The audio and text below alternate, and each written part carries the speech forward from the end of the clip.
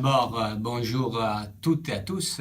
Je suis heureux de vous donner mon témoignage sur la création de nouveaux formats auprès de Carrefour Italie. En Italie, pour la proximité, on gère un réseau de plus ou moins 600 magasins, dont 200 sont intégrés. Et la structure siège est relativement mince parce qu'on a une trentaine de personnes qui suivent le développement de vente et toutes les autres fonctions sont centralisées. C'est-à-dire la marchandise, c'est centralisé au service de tous les formats. Et pareil, c'est pour le service de marketing et les autres fonctions. Et donc, en ce qui concerne la dimension de la proximité, nous avons plus ou moins 70 personnes qui suivent le terrain, c'est-à-dire le chef de zone, des DO, des DR, et le trentaine, donc, je parlais, qui sont plutôt concentrés sur le développement de vente. D'abord, il faut dire que l'intérêt pour développer de nouveaux concepts prend pied suite à la décision de clusteriser notre réseau. En effet, pour être plus efficace auprès des différentes typologies de magasins, mais je dirais mieux, des différentes typologies de courses de clients. Et alors, sans rentrer dans le détail, nous avons focalisé notre attention sur le potentiel de sites avec des flux piétonniers très importants. Et donc ce fait-là nous a convaincus de faire évoluer notre métier. Et donc, dans ces moments-là, on a pris la décision de faire des tests, des expérimentations. Et donc, suite à ce type de réflexion, on a lancé Eat & Shop, on a lancé Urban Life, et le dernier né, c'est 3 minutes. Il s'agit en effet, le premier vrai convenience store qu'il y a en Italie, parce qu'en Italie, tous les opérateurs de la proximité, en effet, ils gèrent de petits supermarchés. Et donc, il n'existait pas un format comme ça. Donc, c'est un juste mélange entre dépannage, service et solution repas. On a lancé le premier magasin mois de juillet de cette année-là dans la ville de Gênes, sur une surface de 100 mètres carrés. On a plus ou moins 2000 références.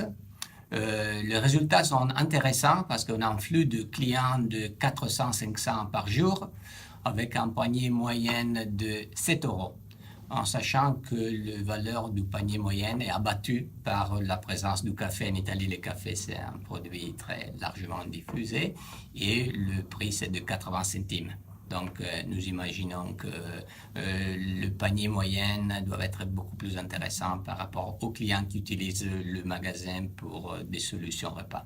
Dans ces nouveaux concepts, il y a les produits, il y a aussi une notion de service que vous avez ajouté. Oui, on a imaginé certains services qui aujourd'hui sont intéressants pour le client. Normalement, il y a la livraison à domicile, on a le Wi-Fi, on a le distributeur du billet. Tel qu'on connaît sur 7-Eleven, par exemple. On a la possibilité de le click and collect. Oui. On a la possibilité d'acheter ou réserver des billets online pour les événements. Qu'est-ce que j'ai oublié? Le pressing. Et donc, ce sont des services très appréciés qu'on a déjà testés sur certains magasins. Donc, 3 minutes représente la synthèse de tous les services qu'on a déjà testés sur des autres magasins et qui ont eu une réussite intéressante vis-à-vis des clients. Eat & Shop, c'est un concept qui est né après un de mes voyages aux États-Unis en 2015. À l'époque, je me posais la question sur quelle aurait pu être la tendance de la consommation sur le marché italien, parce que le client, la population en général, il avait moins de temps, moins envie et moins de compétences pour la préparation du repas chez eux. De l'autre côté, dans mes magasins, le 80% de la chiffre d'affaires est fait par de matières premières alimentaires achetées pour la préparation du repas à la maison. Et donc, ça posait des problèmes dans le futur. Et donc, on a lancé l'idée d'intégrer à la vente de matières premières typiques d'un magasin traditionnel, la vente de solutions repas. Et je dois dire que la source d'inspiration a été Whole Foods, Moi, je suis un fan de Whole Food et l'idée, c'est de créer une offre de restauration qui peut être séduisante pour les clients, soit en termes de consommation sur place ou emporté, soit en termes de choix. Et donc, l'idée, c'est de créer un magasin qui pouvait permettre la consommation sur place ou des solutions emportées à la maison, à l'école, au bureau ou sur la rue. On a lancé 3 magasins et chaque magasin représentait l'évolution du précédent. Donc, ce que je peux dire sur la dernière année, c'est un magasin qui se développe sur une surface de 350 mètres carrés. Il a plus ou moins 6000 références. La partie dédiée à l'offre restauration solution repas est plus ou moins le 25% de la surface totale. Le point de départ de ce type de réflexion est lié à la typologie du marché italien de la distribution qui est encore ancré beaucoup sur un schéma prix-promo. Nous sommes convaincus que ce type de vision est réductive des besoins de la population. Donc notre idée est de poursuivre une démarche différente qui permet de mieux comprendre les nouveaux besoins et de les satisfaire d'une façon plus efficace. Et donc l'idée c'est de animer de réflexions qui permettraient de sortir de ce schéma-là. Chez nous, il n'y a pas des équipes dédiées aux R&D et néanmoins, il y a des budgets alloués. Je dirais que l'innovation, c'est un exercice quotidien où tout le monde participe pour se donner les moyens d'être un acteur majeur dans l'avenir du marché dont nous sommes.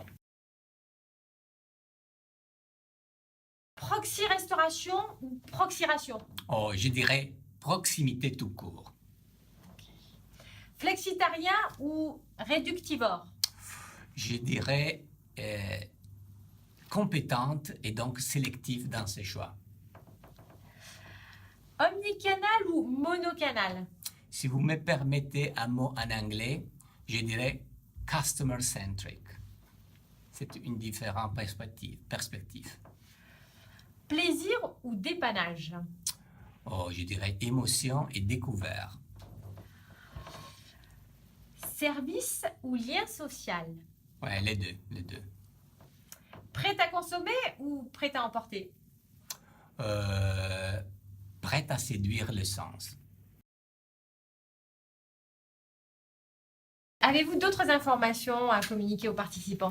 Voilà, je dirais que je suis très convaincu qu'un rapprochement plus intime, je dirais, entre distributeurs de la proximité et industrie peuvent générer de la valeur ajoutée. Je suis convaincu que la collaboration sur cet plan permettrait de mieux comprendre les nouveaux besoins des individus et de donner des réponses plus efficaces en termes des offres sur les étagers et de produits plus adaptés aux nouveaux besoins. Moi, je suis convaincu que le créneau prix-promo n'exprime plus le vrai besoin du consommateur du futur. Bien entendu, c'est un basique du métier, mais n'est plus suffisant. Donc, ce type de collaboration en futur doivent être plus intégrés et je suis convaincu que le résultat sera beaucoup plus intéressant aussi pour le client qui bénéficiera de ce type de collaboration. Merci beaucoup pour ce témoignage. Merci à vous tous. Bonne continuation.